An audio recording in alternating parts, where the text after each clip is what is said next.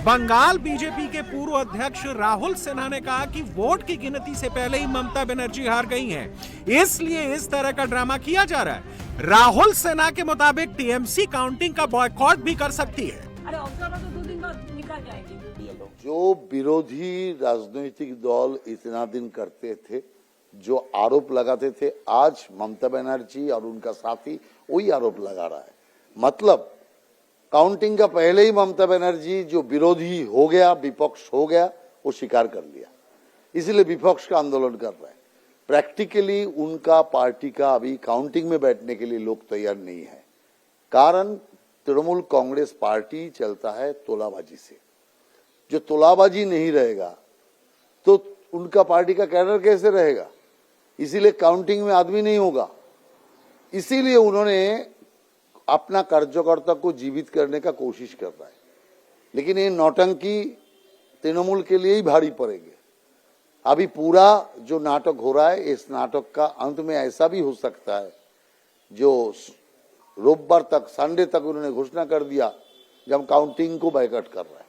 कारण ये कर सकते हैं, कारण भवानीपुर में भी हारेगी, पूरा बंगाल में भी हारेगी। बंगाल में बम्पर वोटिंग और उसके बाद एग्जिट पोल के अनुमानों से बीजेपी का कॉन्फिडेंस हाई है। सीएम ममता बनर्जी के स्ट्रांग रूम के बाहर हंगामा करने और टीएमसी नेताओं के धरना देने पर बीजेपी नेता दिलीप घोष ने कहा है कि ममता बनर्जी हार को बचाने के लिए बहाना तलाश रही हैं, इसलिए प्रशासन पर दबाव बना रही हैं। पहले तो स्ट्रांग रूम में बैलेट पेपर होता नहीं है, वो अलग से रहता है, जो पोस्टल बैलेट है, कर्मचारी लोग देते हैं। तो चुनाव कमीशन ने साफ कर दिया, वो बैलेट पेपर सेग्रीगेशन होता है।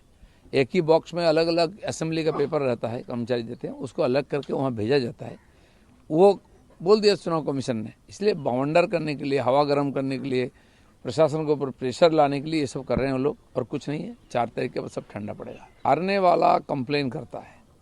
पहले हम लोग करते थे कि हम बैकफुट में होते थे, वो लोग सत्ता में होते थे, निश्चित जीतते थे, क्योंकि इतना फॉल्स वोटिंग होता था। अब वो गया पहले। आज उन्होंने जिस प्रकार बढ़ चढ़ के वोटिंग किया है, उससे पता चल गया परिवर्तन हो रहा है। इसलिए टीएमसी बैकफुट में है और कंप्लेन पर कंप्लेन करे जा रहे हैं। हर चीज़ पे कंप्लेन है। अब से एसआईआर से लेकर सेंट्रल फोर्स, चुनाव कमीशन, अभी स्ट्रांग रूम में जाकर राजनीति ममता बनर्जी बैठी हुई है। इसका क्या है? परिस्थिति ठीक नहीं उनके लिए। एक उत्तेजना फैलाना और पॉलिटिक्स करना, मीडिया में आना, ये उनकी पुरानी पद्धति है। जिस स्ट्रांग रूम के बाहर आधी रात को बवाल हुआ, वहां की भी तस्वीरें देख लीजिए। यहां पुख्ता सिक्योरिटी है। कोलकाता के नेताजी इंडोर स्टेडियम के बाहर फोर्स तैनात है। भवानीपुर के सखावत स्कूल सेंटर के बाहर भारी संख्या में केंद्रीय बलों की मौजूदगी है।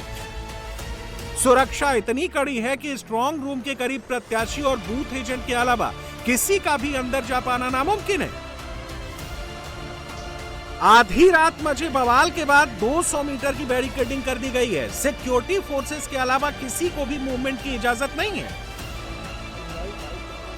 रात को 12 बजे जितना हंगामा था, उतना सन्नाटा इस वक्त यहां मौजूद है। यहां फोर्सेस बढ़ा दी गई हैं, सीआरपीएफ जवान तैनात हैं, कोलकाता पुलिस जवान तैनात हैं, और हमें कहा गया है कि चुनाव आयोग के आदेश के अनुसार आप 200 मीटर दूर खड़े हो जाइए।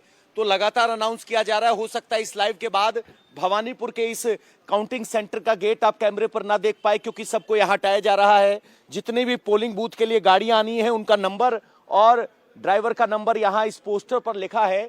इसके अलावा यहां आज कोई भी मौजूद नहीं है। यहां पार्टी टीएमसी और बीजेपी की तरफ से जरूर काउंटिंग एजेंट अंदर मौजूद हैं।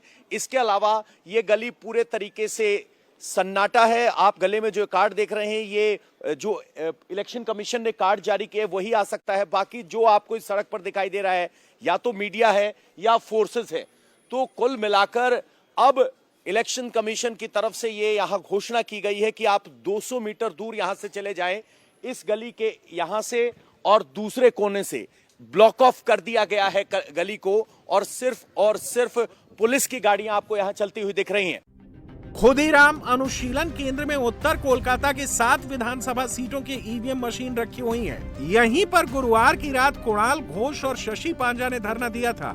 वहां की भी सिक्योरिटी काफी टाइट है। स्ट्रांग रूम के पास सिर्फ प्रत्याशियों और उनके एजेंट को ही जाने की इजाजत मिल रही है, लेकिन उससे पहले उन्हें भी पास बनवाना जरूरी है।